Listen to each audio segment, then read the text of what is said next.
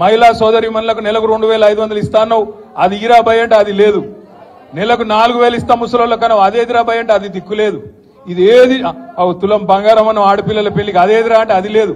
ఇవేవి లేవు. అందుకే దాన్ని కవర్ చేయడానికి ఏం చేస్తుండు, ఫోన్ ట్యాపింగ్ అవుతుంది అంటాడు. ఆడైతుందిరా భయ ఏమైతుంది బయట పెట్టంటే మనకు చెప్పాడు. యూట్యూబ్లకు లింకులు ఇస్తారు, యూట్యూబ్లకు మీడియాలకు లింకులు ఇచ్చి వీళ్ళ ఫోన్ ట్యాప్ అయింది, వాళ్ళ ఫోన్ ట్యాప్ అయింది, ఇదైపోయింది అదైపోయింది. చెయ్యి, నీ చేతులు ఉంది కదా అధికారం, ఏం చేస్తావు వచ్చేయి అద్దంటారు ఎవరన్నా.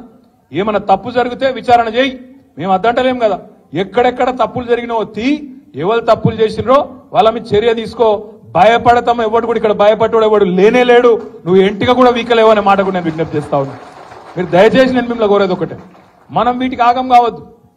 ఈ 100 రోజులల్లా అస్సలు పనిచేసే తెలివేమో లేదు, కరెంట్ ఇచ్చే ముఖం లేదు, మంచిళ్ళు ఇచ్చే ముఖం లేదు, రైతు బంద్ చేసే ముఖం కాదు, రైతులు చస్తుంటే రైతుల పొలాలు ఎండుతుంటే ఆయన పోయే తెలివి లేదు.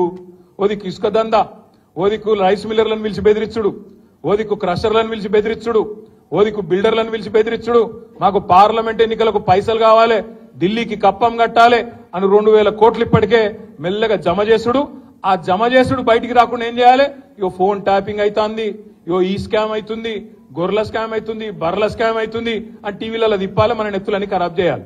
అసలు కథ ఏంది, కిందనేమో ఇసుక స్కామ్ లో ఒక మంత్రి దొరుకుతారు, ఇంకో దగ్గర రైస్ మిల్లర్లు ఇంకో మంత్రి బెదిరిస్తాడు, ఇంకో దగ్గర క్రషర్ల మీద దాడులు చేసుకుంటా అక్కడ పైసలు వసూలు చేస్తారు, ఇక్కడ బిల్డర్ల మీద దాడులు చేసుకుంటా ఇక్కడ పైసలు వసూలు చేస్తారు.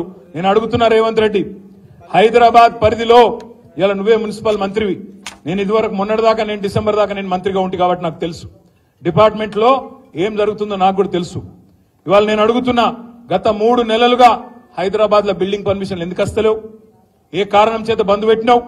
బిల్డర్లను పిలిచి బెదిరించి మీరు పైసలు కడితేనే పర్మిషన్ ఇస్తా అంటున్న మాట వాస్తవం కాదా?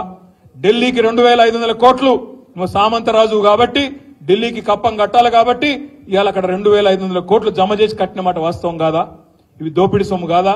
ఇలా నువ్వు మాట్లాడతావు ఈ తప్పు జరిగింది ఆ తప్పు జరిగింది అని బోగస్ ముచ్చట్లు, కేసీఆర్ ని తిట్టుడు, అడ్డమైన ఛానళ్లలో ప్రచారాలు చేసుడు, పబ్లిక్ దిమాక్ అంతా ఫిరాయించిపోయేటట్టు అడ్డమైన మాటలు మాట్లాడు, అసలు మాటలు మాట్లాడు.